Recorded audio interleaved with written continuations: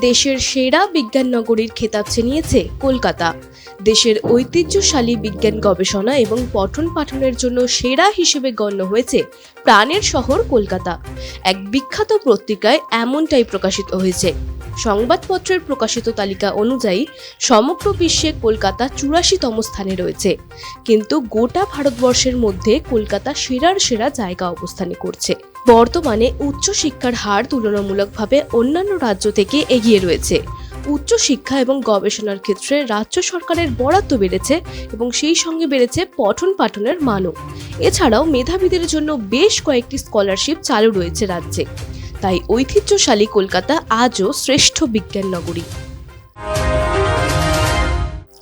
দীর্ঘ ১১ দিনের অবমাননার পর অবশেষে বুধবার ঘোষিত হয়েছে মহারাষ্ট্রের মুখ্যমন্ত্রীর নাম।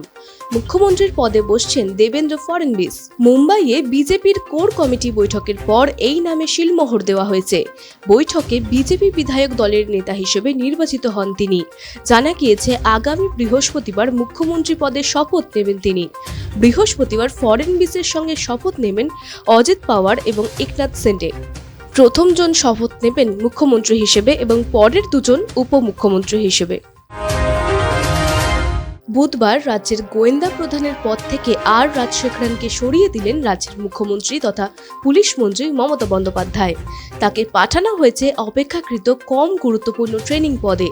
নবান্নের তরফে দুপুরে যে নির্দেশিকা প্রকাশিত হয়েছে তাতে নতুন গোয়েন্দা প্রধান কাকে করা হলো তার উল্লেখ নেই।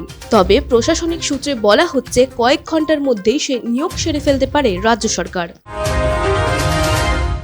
ঘূর্ণিঝড়ের আমেজ শেষ হতেই শীতের দেখা মিলেছে বঙ্গে। আলিপুর আবহাওয়া সূত্রে খবর, বুধবার কলকাতার সর্বনিম্ন তাপমাত্রা পৌঁছেছে ১৭.২ ডিগ্রি সেলসিয়াসে, যা স্বাভাবিকের চেয়ে ১ ডিগ্রি বেশি। তবে বৃহস্পতিবার আরও কিছুটা পারদ পতনের সম্ভাবনা রয়েছে। মৌসুম ভবন বলছে রাতের তাপমাত্রা গড় স্বাভাবিকের থেকে বেশি থাকতে পারে, পাশাপাশি শৈত্যপ্রবাহের দাপটও কম থাকতে পারে। দেশের মতো বাংলাতেও ফিকে হতে পারে শীত, এমনটাই আশঙ্কা করা হচ্ছে। এমনকি স্থায়িত্ব কম হওয়ার সম্ভাবনাও রয়েছে।